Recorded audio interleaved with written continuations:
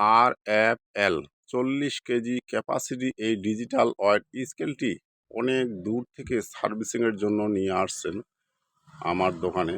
স্কেলটির original circuit নষ্ট হয়ে গেছে, অরিজিনাল সার্কিটটি দিয়ে চালু হয় না।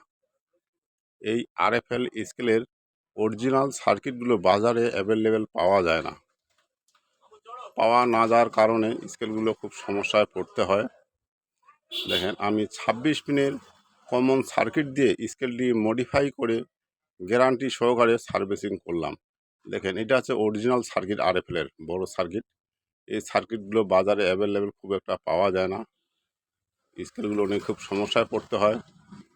বাজারের 26 পিনের কমন সার্কিট আমি দেখেন কত সুন্দরভাবে কাজটা করেছি, খুব সূক্ষ্মভাবে কাজটা করছি, কানেকশন টানছি ডিসপ্লের মধ্যে। এই কাজগুলো খুব মেধা খাটিয়ে করতে হয়।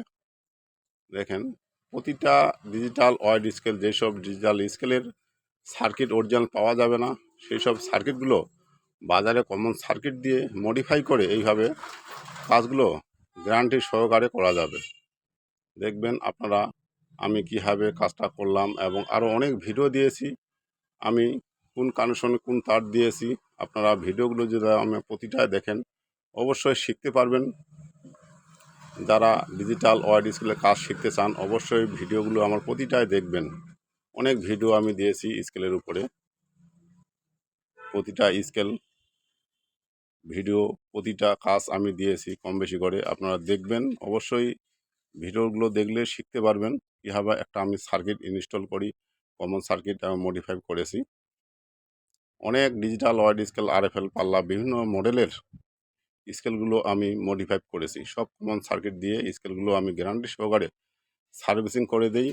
আমি সব ধরনের ডিজিটাল পাল্লা নতুন বিক্রয় করে থাকি এবং গ্যারান্টি সহকারে সার্ভিসিংয়ের কাজ করে থাকি। আরও যদি স্কেলের প্রয়োজন হয় বা সার্ভিসিংয়ের প্রয়োজন হয় অবশ্যই যোগাযোগ করতে পারেন।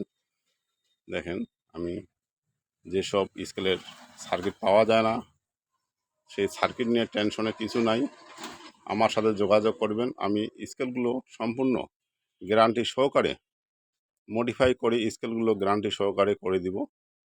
প্রয়োজন হলে অবশ্যই যোগাযোগ করবেন আমার সাথে। দেন কাজটা আমি সাকসেসফুল করে হয়ে গেছে। এখন স্কেলটি আমি সেটিং করে কাস্টমারকে দিয়ে দিব।